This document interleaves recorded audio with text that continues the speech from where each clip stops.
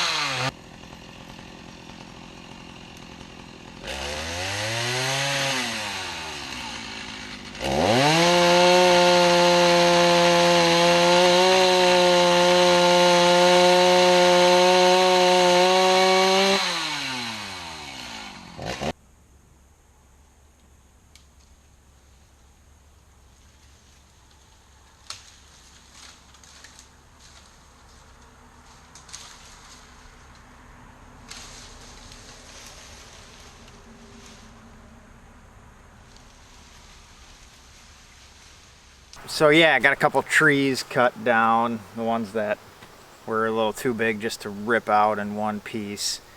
Got the stumps left here. Got a couple over there too, so we're gonna use the backhoe and tear those out, and then we'll get to the Toothbar.